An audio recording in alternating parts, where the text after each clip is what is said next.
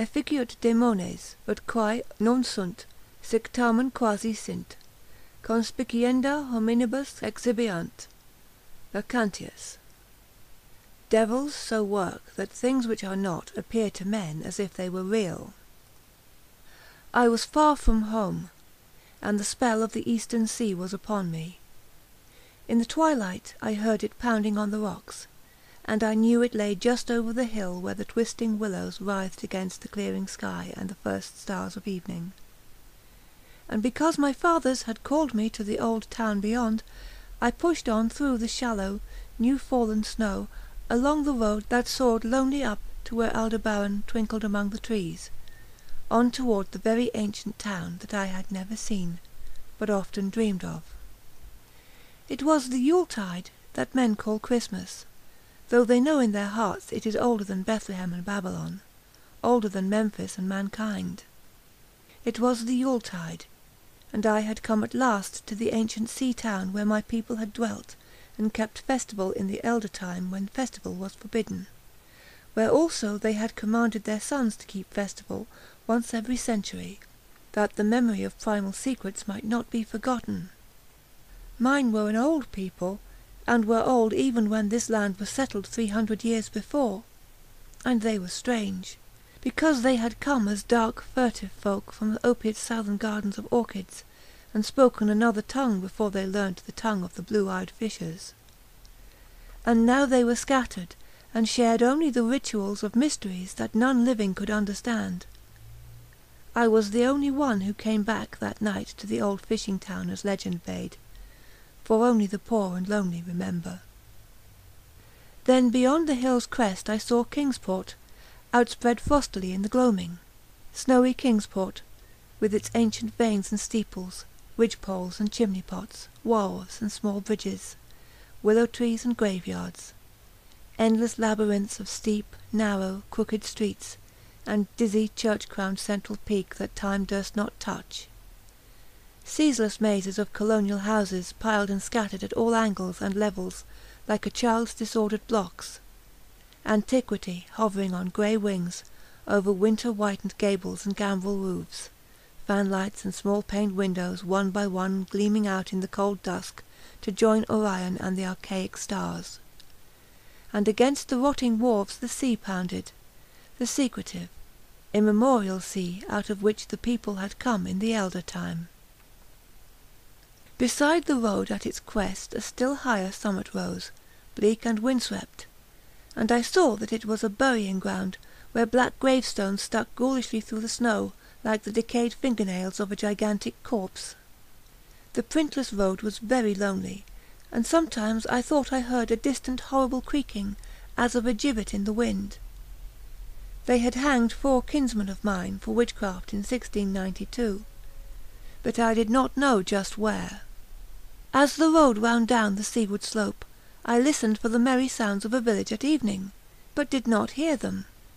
Then I thought of the season, and felt that these old Puritan folk might well have Christmas customs strange to me, and full of silent hearthside prayer. So after that I did not listen for merriment or look for wayfarers, kept on down past the hushed, lighted farmhouses and shadowy stone walls to where the signs of ancient shops and sea taverns creaked in the salt breeze, and the grotesque knockers of pillared doorways glistened along deserted unpaved lanes in the light of little, curtained windows. I had seen maps of the town, and knew where to find the home of my people. I was told that I should be known and welcomed, for village legend lives long, so I hastened through the back streets to Circle Court, and across the fresh snow on the one full flagstone pavement in the town, to where Green Lane leads off behind the market house. The old maps still held good, and I had no trouble, though at Arkham they must have lied when they said the trolleys ran to this place, since I saw not a wire overhead. Snow would have hidden the rails in any case. I was glad I had chosen to walk, for the white village had seemed very beautiful from the hill, and now I was eager to knock at the door of my people, the 7th house on the left in Green Lane, with an ancient peaked roof and jutting second story, all built before 1650. There were lights inside the house when I came upon it, and I saw from the diamond window panes that it must have been kept very close to its antique state.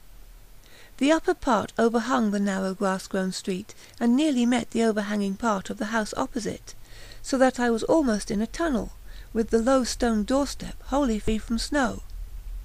There was no sidewalk, but many houses had high doors reached by double flights of steps with iron railings. It was an odd scene, and because I was strange to New England, I had never known its like before. Though it pleased me, I would have relished it better if there had been footprints in the snow, and people in the streets, and a few windows without drawn curtains.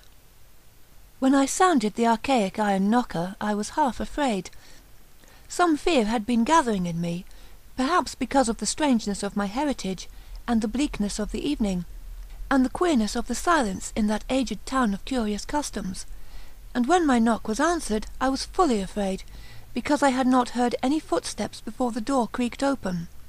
But I was not afraid long, for the gowned, slippered old man in the doorway had a bland face that reassured me, and though he made signs that he was dumb, he wrote a quaint and ancient welcome with the stylus and wax tablet he carried.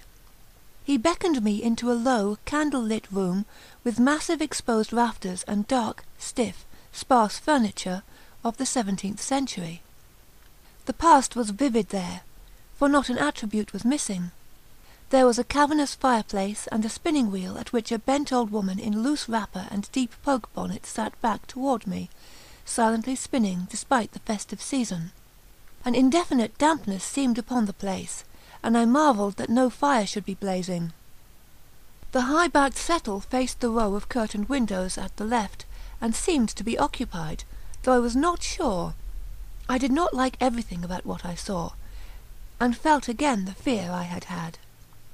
This fear grew stronger from what had before lessened it, for the more I looked at the old man's bland face, the more its very blandness terrified me.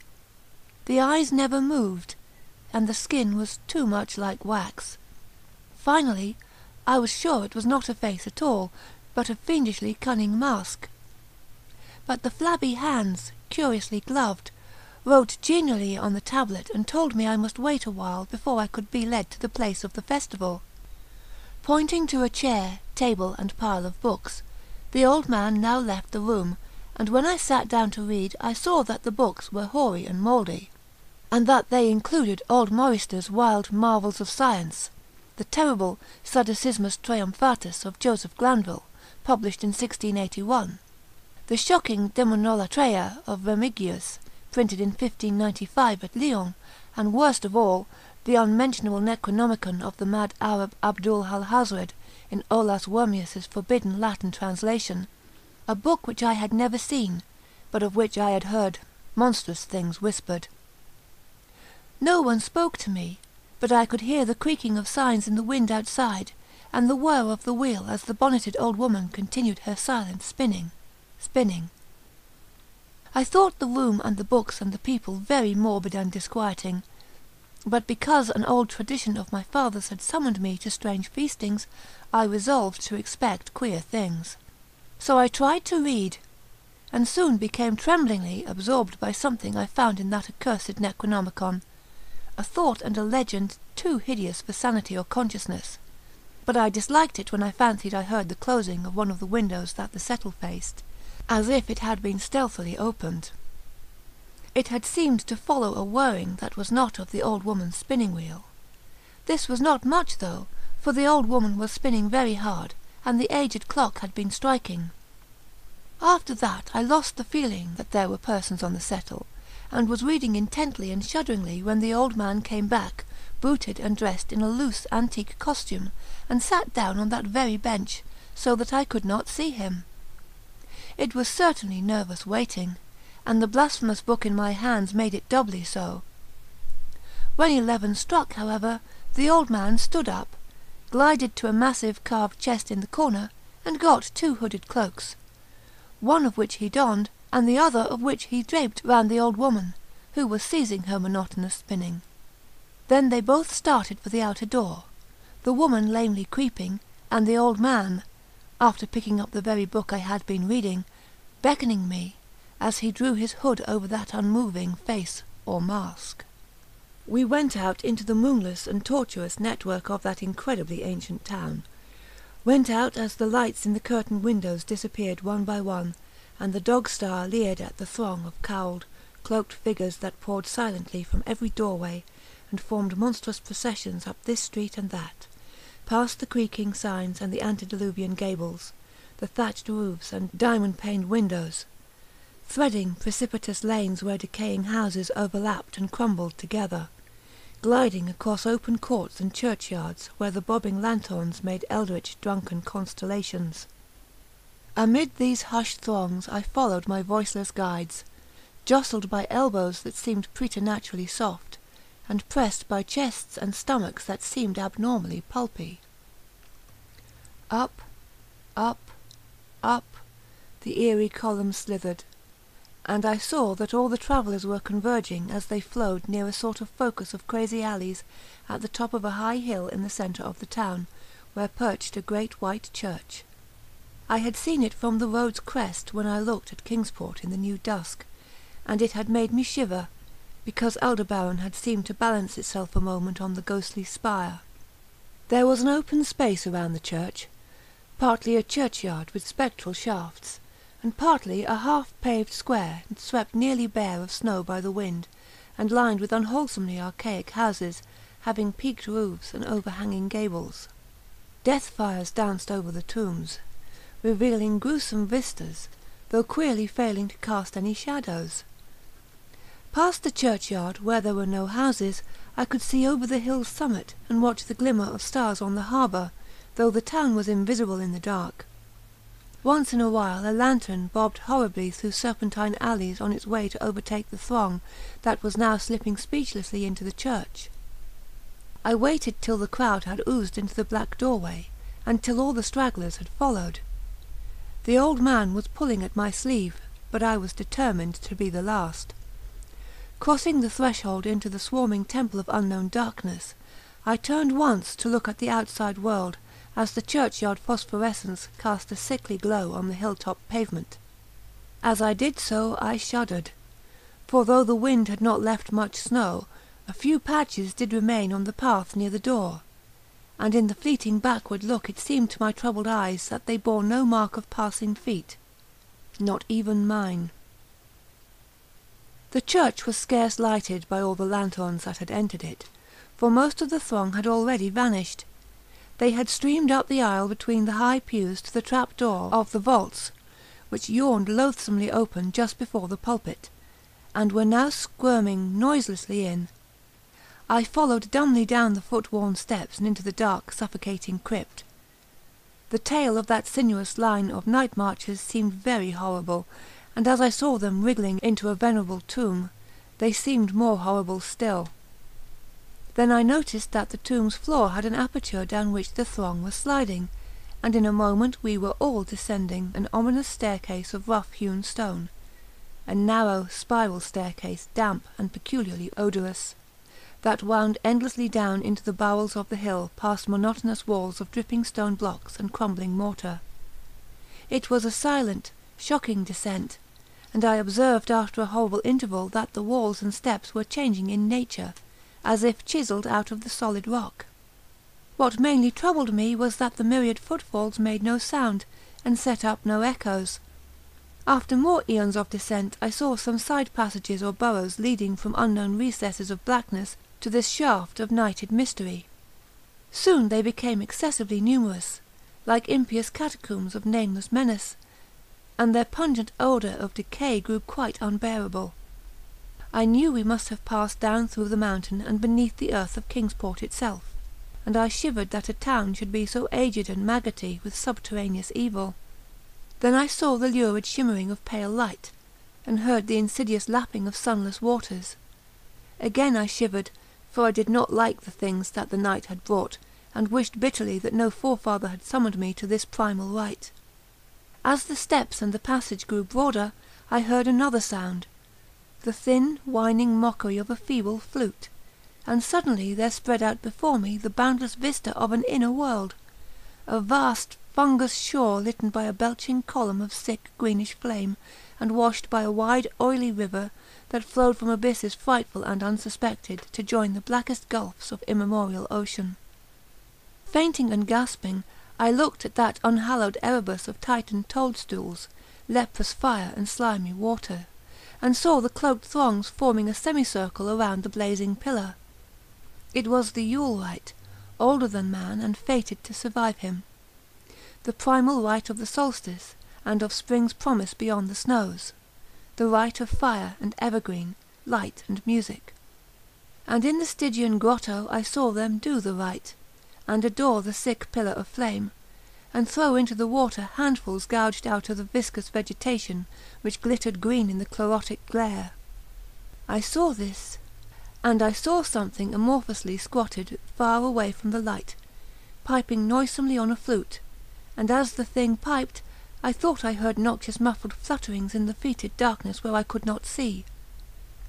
But what frightened me most was that flaming column, spouting volcanically from depths profound and inconceivable, casting no shadows as healthy flames should, and coating the nitrous stone with a nasty, venomous verdigris. For in that seething combustion no warmth lay, but only the clamminess of death and corruption. The man who had brought me now squirmed to a point directly beside the hideous flame, and made stiff ceremonial motions to the semicircle he faced. At certain stages of the ritual they did grovelling obeisance, especially when he held above his head that abhorrent Necronomicon he had taken with him, and I shared all the obeisances, because I had been summoned to this festival by the writings of my forefathers. Then the old man made a signal to the half-seen flute-player in the darkness, which player thereupon changed its feeble drone to a scarce louder drone in another key, precipitating as it did so a horror unthinkable and unexpected. At this horror I sank nearly to the lichened earth, transfixed with a dread not of this or any world, but only of the mad spaces between the stars. Out of the unimaginable blackness beyond the gangrenous glare of that cold flame, out of the Tartarean leagues through which that oily river rolled uncanny, unheard and unsuspected, there flopped rhythmically a horde of tame, trained, hybrid winged things that no sound eye could ever wholly grasp, or sound brain ever wholly remember.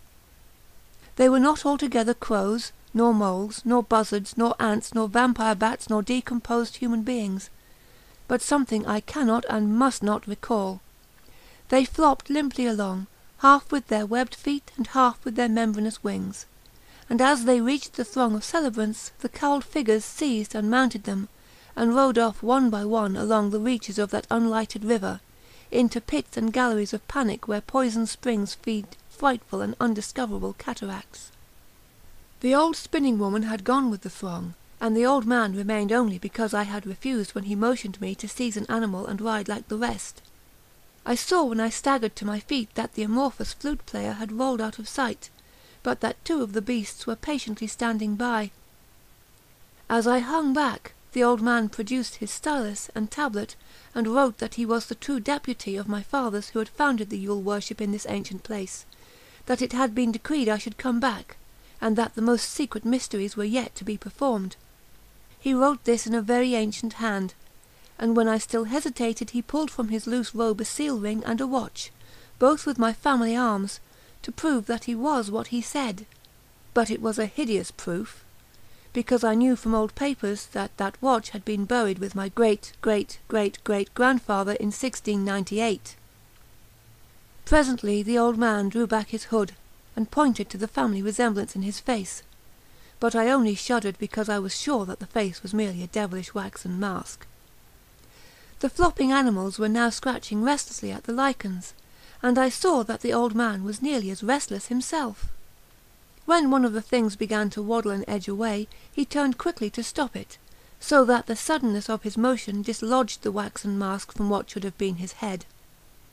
And then, because that nightmare's position barred me from the stone staircase down which we had come, I flung myself into the oily underground river that bubbled somewhere to the caves of the sea, flung myself into that putrescent juice of earth's inner horrors before the madness of my screams could bring down upon me all the charnel legions these pest gulfs might conceal. At the hospital they told me I had been found half frozen in Kingsport harbour at dawn, clinging to the drifting spar that accident sent to save me. They told me I had taken the wrong fork of the hill road the night before, and fallen over the cliffs at Orange Point, a thing they deduced from prints found in the snow. There was nothing I could say, because everything was wrong.